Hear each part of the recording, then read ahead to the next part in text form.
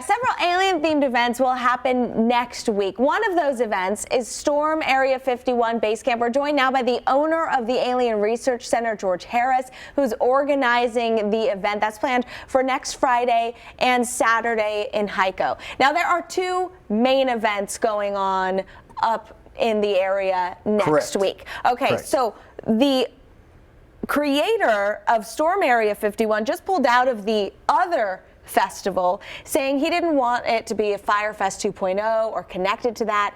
How are you making sure that your event is not a Firefest 2.0? What are you doing to prepare? First of all, I'm organized. Okay. Second, I've hired the two best events people in the entire state. They've worked for every major casino. Emily Wooford from the Publicity Lab and Keith Wright. And those two know they've done this. They did Keith did Britney Spears in the desert. Wow. And there was no infrastructure for that. So we're fine with that. We're stressing safety and making sure everybody comes up, they know they need to be safe. And these aren't necessarily two competing events. These are going to be very different events. You said yours is for the UFO enthusiasts. So remember, we're not competing at all because they're 50 miles away from me. I keep getting all these calls going, oh, what do you think about this kid? I don't know this kid from Adam. I don't, I've talked to him on the phone 2 times, and he didn't impress me, so I didn't do anything with him. My question is, tell me about your event. We are UFO centric or ufologists. We're gonna have UFO speakers. Jeremy Corbyn's gonna be there. We're gonna preview Bob Lazar's movie. We're gonna have a big telescope up there to look at the stars during the day. We're gonna have vendors. We're gonna have food trucks.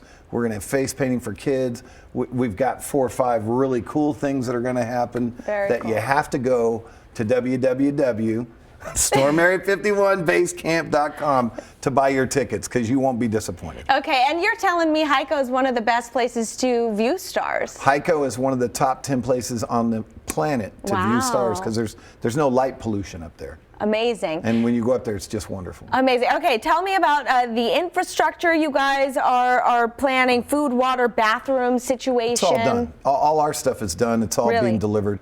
So we have a 55-foot semi truck from Real Water coming up. Real Water's one of our sponsors. We have 100 bathrooms. We have security guys. We have a medical crew.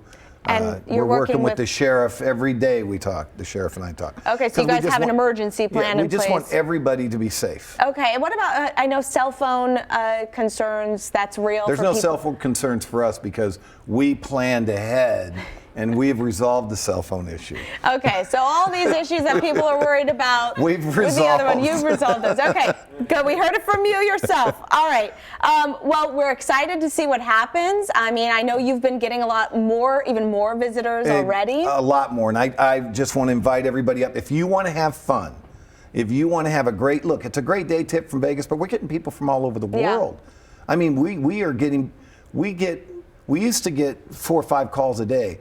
We're getting 150, 200 calls a day from people all over the world saying, hey, how do we come? Is this event still on? Our event not only is still on, it's always been still on. It's going to be the best event. And remember, this is a very important closing thing. To storm Area 51, you really need to be in Area 51.